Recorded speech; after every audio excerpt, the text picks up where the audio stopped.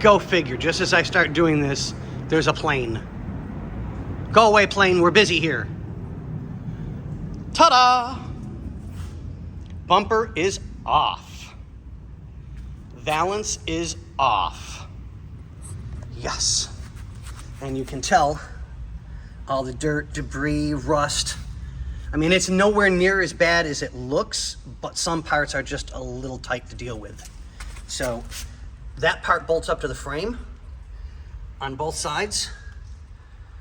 So you can see that there's rust there. It's all pretty much surface, no rot really to deal with, which is really, really good. Where did I put my light? Where did I put my light? Come on, there it is. Oh, it's on. Okay, so we can see the rust in there, so it'll have to be dealt with. It's surface, so that's good though, that it's nothing real bad.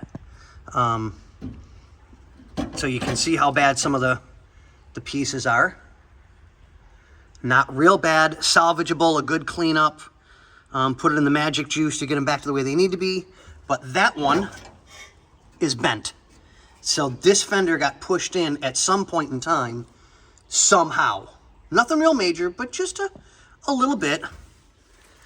And something that we didn't see last time, until we had a little more time to peruse everything, that's bent and damaged.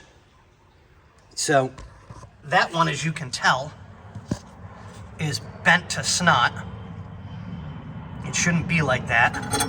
And then the corner, let's see if we can get it in there. Sorry, I'm shaking today.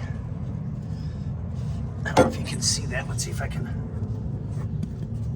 Hopefully that'll show you guys. The bottom of the fender's been wrinkled, and the chrome and everything right there has been smashed, so we may have to buy a new piece of chrome.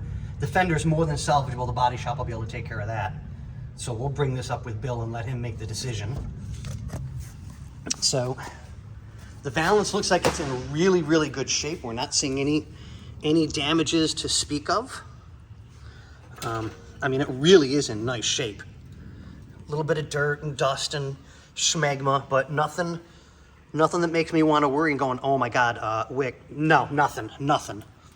So we are good that way.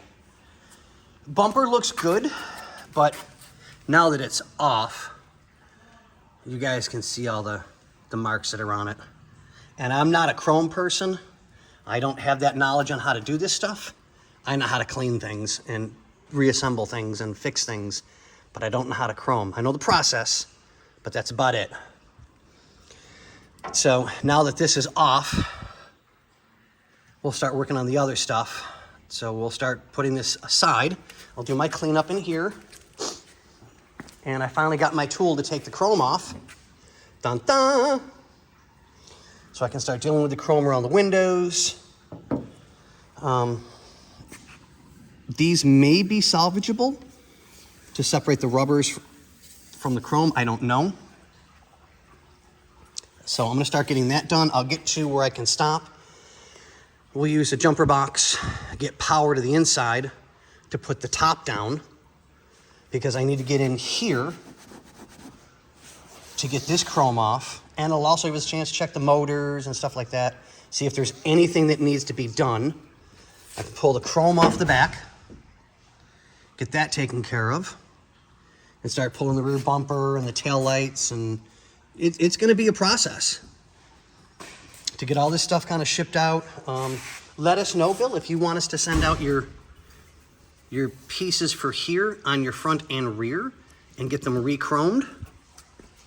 And Bobby will ship you the videos so that you know what's going on with everything. And let us know about getting your doors for your headlights and your grill and everything done as well.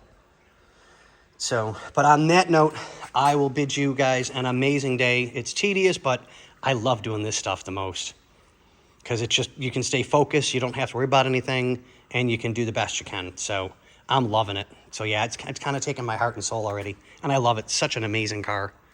But all right, guys, I will let you go on this one, and we'll see you on the next one.